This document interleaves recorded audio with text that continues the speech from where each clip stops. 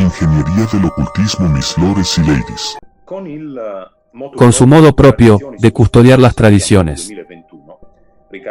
Estamos en 2021, entonces, recargando la dosis con el siguiente deseo de movimiento propio. Bergoglio suprime efectivamente, por su deseo, el antiguo rito de la liturgia latina. Bergoglio lo contradice completamente, el ritual, que había sido aprobado por un documento de su predecesor, de Benedicto XVI, es decir, un pontificum, que en cambio concedió a todo sacerdote católico la plena libertad para celebrar la liturgia latina antigua. Adopta la motivación de Bergoglio, era que se lo necesitaba. Sin embargo, hay que evitar las divisiones de facto. Esta posición muy clara de él creó más problemas a partir de este punto, desde el punto de vista de quienes no lo quisieron resolverlo, llevando a la Iglesia a un nivel parejo, en el umbral de un semicisma declarado. Ahora, las actitudes de Bergoglio. Bergoglio no se arrodilla nunca ante el Santísimo Sacramento. Aquí sería la Eucaristía, como es habitual en la tradición católica, pero entonces, porque si lo vemos postrarse ante los cabezas jefes de Estado africanos, y lo hace besándoles los pies. Los besa en los labios, como al musulmán. Madre mía, todavía hay más. Vamos a las declaraciones. Digamos así, sorprendentemente los rituales a la Virgen, o sobre Jesucristo. La primera definida en una entrevista con La República, se publicó en víspera de Navidad 2021. La Virgen es una mujer de la calle, mientras que Jesucristo incluso se habría convertido en diablo. Esto lo declaró en una homilía celebrada de Astana, en el curso del encuentro multireligioso, que se celebró en septiembre del año pasado. Otra cosa, esto lo escuchamos muy recientemente, condenar a los sacerdotes confesores, que no conceden automáticamente la absolución a los penitentes confesantes, a quienes, incluso algunos sacerdotes confesores, les llama delincuentes. Esto, pero hay que decirlo, contradice por lo menos el Código de Derecho Canónico, que presenta la decisión de conceder la absolución al confesante y restringírsela según algunas reglas. En resumen, a la verificación de algunas condiciones, en breve, creo que esto es suficiente como exposición general.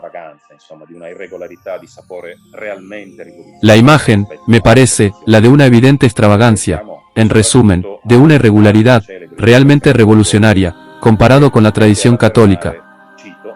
Si pensamos sobre todo en otra famosa declaración de Bergoglio, quien tuvo que afirmar, y cito, que no necesitamos construir otra iglesia, sino una iglesia diferente. Personalmente me vienen a la mente algunas inflexiones bastante incisivas. Por ejemplo, de un filósofo francés, que es Michel Onfray, que es ateo, anticlérigo, incluso un hedonista confeso, el cual en varios de sus ensayos, en varias entrevistas, especialmente me vienen a la mente. Un ensayo reciente, titulado El arte de ser francés, denuncia precisamente el fin de la civilización judeocristiana, con toda su gloriosa historia, y cuyas causas deben ser precisamente buscando la creación de una nueva civilización posthumanista, en cuyo proceso, la misma Iglesia Católica, con su sistematización, con el abandono de la identidad, digamos, tendría una responsabilidad específica aquí. Esto me parece, desde el punto de vista de uno de los primeros intentos de interpretación general del fenómeno, una lectura no exenta de interés y no exenta de validez. Por supuesto que ahora, finalmente lo hacemos. Andrea Sionsi va a intervenir ahora y contarnos, en realidad, y él lo contará todo. Pero mencionaste un Onfray que leí ampliamente y me viene a la mente así dos cosas calientes en el Tratado de Teología. Porque se ocupa exactamente del tema del que estamos hablando. En realidad, identifica la civilización secular con la civilización judeocristiana, hasta tal punto que escribe, nosotros comemos, dormimos, soñamos, pensamos, sufrimos como laicos, pero en realidad lo hemos hecho como los judeocristianos. Porque estamos condicionados por 2000 años de tradición, y eso es, exactamente, tradición, de la que ahora estás hablando. Lo que decías, es lo que nos explica, la tradición, que se viola, en resumen. Sí, las reglas del juego, cambian un poco, y luego, en su volumen más voluminoso, Decadencia, él habla bien de un transhumanismo, que es de una transición a empresas, que si no recuerdo mal, como lo define, de territorializado, por lo tanto, yendo hacia un orden mundial. Verdaderamente nuevo ahora, Dr. Sionsi, usted hizo uso de consultorías, de teólogos e historiadores, obviamente los estudiosos de la historia, del cristianismo, de los expertos en iconografía cristiana. Y él, con todo esto, digamos que, realmente se describió, una posibilidad, de un marco interpretativo, de estas novedades, o incluso estas contradicciones, o estas extravagancias, que el profesor Corrías ha expuesto hace un momento, ahora, en evidencia aquí, ahora, me gustaría que usted nos hable de ello. Antes de contarte algo al respecto, al tema de nuestra transmisión, me gustaría especificar un par de cosas. Quizás se hayan preguntado, ¿por qué no aparezco en video? Y esta es una costumbre mía. Ahora, respecto hacia el Santo Padre Benedicto XVI, precisamente porque lo que importa no es la opinión de Andrea Sionsi, sino que tiene él, que nos ha revelado a nosotros, a través del Código Ratzinger y a través de la ley canónica, en segunda instancia, me asocia como ya lo especificó el profesor Corrías.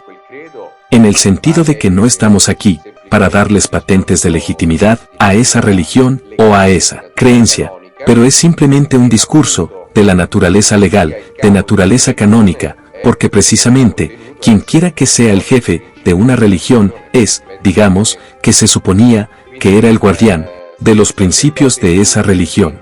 Para respecto a los creyentes, así que, por ejemplo, si un sacerdote hindú, mejor pongo otro ejemplo, si haces un trabajo en el que estás preparando una pasta, y luego si, por ejemplo, yo ya pagué, y esa pasta tiene sabor a bistec a la florentina, sería ilegal, sería una falta de respeto hacia las personas.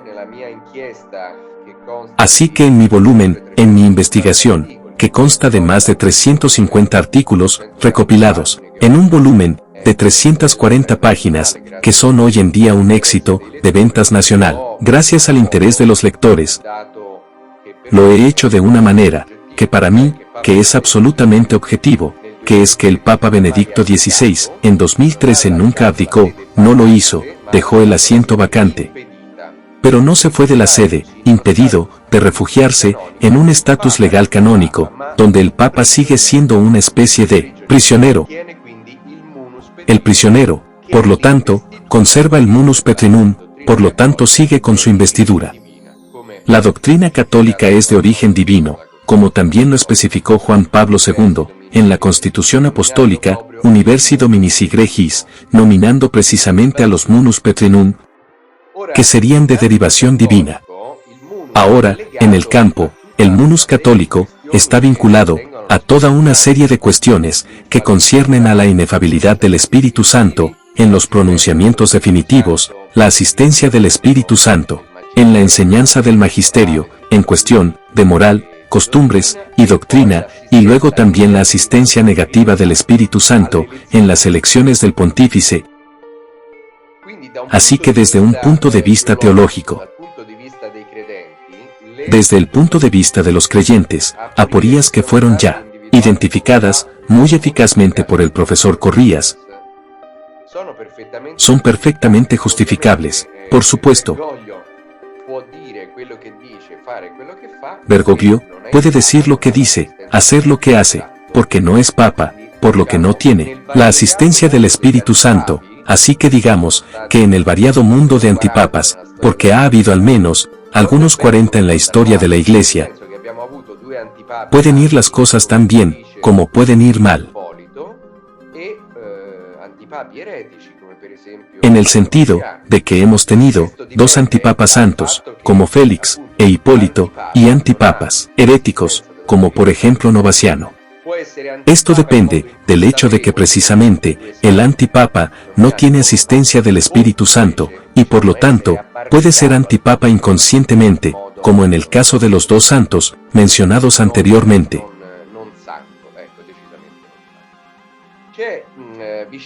O en cambio, digamos que aferrarse al poder en, ¿cómo puedo decirlo? No, santo, aquí definitivamente, no sé si existe el punto de vista inverso. Hay un problema con la observación secular, tan grande como una casa, que tal vez yo mismo no logré subrayar con el debido énfasis. Es decir, el hecho de que han pasado 9 años, que se está discutiendo de forma informal, la supuesta abdicación de Benedicto XVI, y el supuesto Papa Francisco, nunca ha demostrado la más mínima voluntad de hacerlo con claridad, para resolver un problema. Pedir explicaciones al Papa Benedicto XVI, sino que él mismo lo admitió, sinceramente, hace un par de meses que la renuncia de Benedicto XVI fue poco clara. Entonces, no sé cómo funciona esta cosa, voy a hacer una analogía. Un supuesto, porque yo sé que ustedes son gente honesta, con un alto perfil cultural. Pero supongamos que alguien pone en duda el título académico del profesor Corrías. Yo creo que el profesor Corrías, de primero, iría a la secretaría de su universidad, en la que estudió, para preguntar, ¿pero qué pasó? Si es que ha habido algunos problemas y confusiones, un malentendido. Me refiero a cualquier persona honesta y de buena conciencia, en el momento en el que el OBS está emitido, alguna discusión sobre la legitimidad de su cargo, o el rol, o título, que debería tener, sea de su primer interés, de manera automática y rápida, el de arrojar luz y aclarar la situación, y aquí no tenemos nada de eso.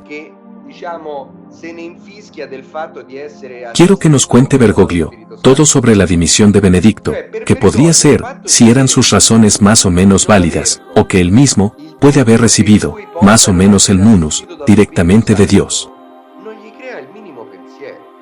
No le importa nada. Entonces, ¿te imaginas un Juan Pablo II, digamos que no le hubiera importado el hecho de ser asistido, o no por el Espíritu Santo? Es decir, para Bergoglio, el hecho de tener el munus, o no tenerlo, hace que exista la duda de que no pueda ser asistido por el Espíritu Santo. Él no tiene el más mínimo pensamiento de aclarar el asunto. Y entonces, esto inevitablemente denota una intención que no es honesta en comparaciones de la fe católica y de 1.285 millones de creyentes. No lo sé si decimos este discurso nosotros, que me parece que bastante compartible. No lo creo. Que haya discusiones sobre el discurso de ese tipo, así que el hecho es que partiendo de esta actitud, se debe proceder a un desmantelamiento metódico, sistemático, y también bastante sutil, de la fe católica. Me parece que es completamente natural y perfectamente coherente, pero lo que hay más en foco, y que no es una pregunta de extravagancias, de distracciones, de aproximaciones por descuido, pero si se trata de algo muy específico, de algún proyecto que tenga como objetivo la subversión del catolicismo, no solo su sustitución por otra religión que pueda ser más o menos cómoda a las fuertes potencias globalistas. No, aquí sí se trata de una subversión sistemática. Como es arriba, es abajo, dicen los alquimistas, que es lo que sostengo, o que describo, en la segunda parte de mi libro, dedicada al bergoglismo. Así es que llamó a esta muy particular, de su forma de espiritualidad, un procedimiento. O digamos primero que todo el hecho de que Bergoglio recurra a una cantidad de herejías, proclamadas neomodernismo, neoluteranismo, neognosticismo, neopaganismo, neomarcionismo, que está en contra de la visión de un Dios, del Antiguo Testamento, demasiado rígido, entre comillas, un neoarrianismo, que es gravísimo, es decir, la minimización de la divinidad de Cristo. Solo les hago reflexionar sobre una cosa, hechos objetivos en 2018, el pseudo monje Enzo Bianchi, que es contador y fundador de una comunidad pseudo monástica en el Piamonte, Bosé, ha apoyado esto con franqueza durante 30 años, que Jesucristo no era el Hijo de Dios, por el amor de Dios. Es por cierto, una opinión respetable. Él ni siquiera pertenece a órdenes religiosas, así que Enzo Bianchi puede respetar lo que quiera al respecto. ¿Cuál es el problema? ¿Saben cuál es el problema? Que en el 2018, el Dr. Enzo Bianchi presidió la reunión espiritual mundial de los sacerdotes de Ars en Francia, que es uno de los que dice que Jesús no es el Hijo de Dios. Nos damos cuenta que en el 2018, Enzo Bianchi fue considerado el teólogo favorito del Papa Francisco, y 2 meses después, en las páginas de Libero dice, enumera sus herejías declaradas, nunca negadas, por él mismo. Lo que interesa no es que le haya escrito, Libero, no, sino el hecho de lo que se dice de él. ¿El acaso dice, me estás difamando? No, nada, porque todas eran cosas claramente documentadas, etc. 2 meses después de que esta realidad saliera a la luz, en un periódico de gran tiraje, quién sabe cómo es, pero Enzo Bianchi fue torpedeada, entonces mi sospecha es legítima, se ha vuelto demasiado excesivamente cómoda. Lo que ha desacreditado al supuesto Papa Francisco, y haciendo una referencia rápida a lo dicho anteriormente, el Papa anterior nunca abdicó, y no está muerto, pero se le impide estar en funciones de poderes. Y se convoca un cónclave para elegir otro Papa, este otro Papa es un antipapa, porque el cónclave es ilegítimo, es ilegal.